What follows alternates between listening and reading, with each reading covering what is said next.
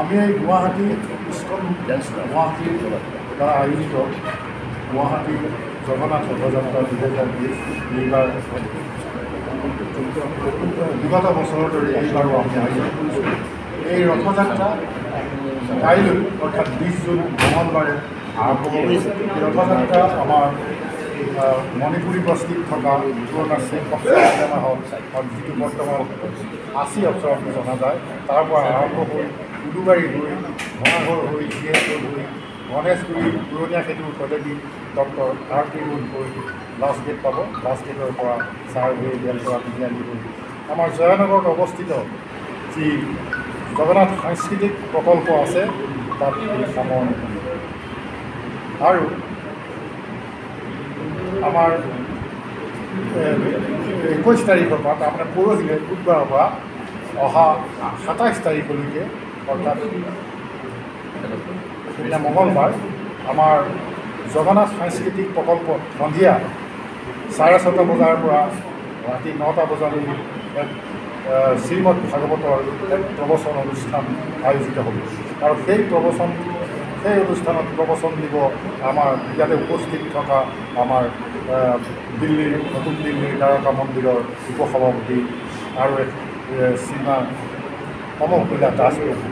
উল্লেখযোগ্য তেখেত এগৰাকী IITৰ ইঞ্জিনিয়াৰ হয়। মই তেখেতৰ পৰিচয় বিশেষ ক'বলৈ থাকিবই। তাৰপিছত আমাৰ উল্টা ৰথ এই উৎসৱ উল্টা ৰথযাত্ৰাৰে সামৰণি পৰিব। এই উল্টা ৰথ যাত্ৰা আৰম্ভ হ'ব আমাৰ এই দীঘলী পুখুৰীৰ পাৰৰ পৰা। দীঘলী পুখুৰী যিখন মুখ্য দ্বাৰ তাৰ পৰা আৰম্ভ হ'ল সন্দীপ কলেজৰ আগেদি গৈ পাণবজাৰ ফাঁচী বজাৰ হৈ আমাৰ পুৰণা জেইলৰ আগেদি গৈ আমাৰ AT ৰোডত উঠিব। AT ৰোডেদি আহি পল্টন বজাৰ হৈ আমাৰ উলুবাৰীত যিটো ভলভ পইণ্ট আছে, যিটো আমাৰ অসম ৰাজ্যিক পৰিবহণ নিগমৰ পাৰ্কিং আছে, আস্থান আছে, তাত আমাৰ এই অনুষ্ঠান সামৰণি মাৰিব। আৰু আমি টাইমটো হৈছে আমাৰ কাইলৈ টাইমটো হৈছে সময়টো হৈছে দিনৰ আবেলি 1:30 বজাত আৰু 2:30 বজাত আমাৰ ৰথযাত্ৰাৰ আৰম্ভ হোৱাৰ আগতে আমাৰ এখন উদ্বোধনী অনুষ্ঠান হ'ব। এই উদ্বোধনী অনুষ্ঠানত আমাৰ অসমৰ মহামান্য ৰাজ্যপাল মাননীয়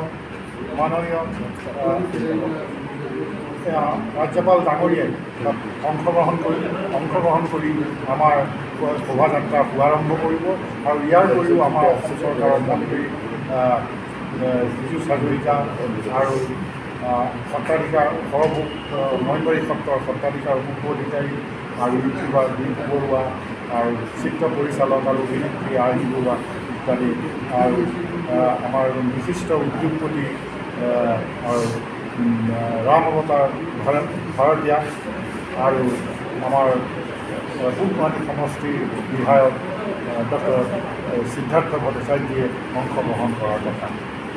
এই অনুষ্ঠান আমাৰ কাইলৈ এই ৰথৰ আমাৰ 80 অপ্সৰাৰ যিটো প্ৰেক্ষাগৃহ আছে তাত অনুষ্ঠিত হ'ব আৰু আৰম্ভ হ'ব 1:30 বজাত আৰু শেষ হ'ব 2:30 বজাত। আৰু 2:30 বজাত শেষ হোৱাৰ লগে লগে আমাৰ যিসকল মাননীয় সন্মানিত ব্যক্তি আছে, আমাৰ মহামান্য ৰাজ্যপালকে প্ৰমুখ কৰি তেখেতসকলে ৰথৰ ওচৰলৈ গৈ আৰতি কৰিব আৰু আৰতি কৰি নাৰিকল ভাঙি আমাৰ ৰথযাত্ৰা শুভাৰম্ভ কৰিব। এইটোৱে আমাৰ কাৰ্যসূচী।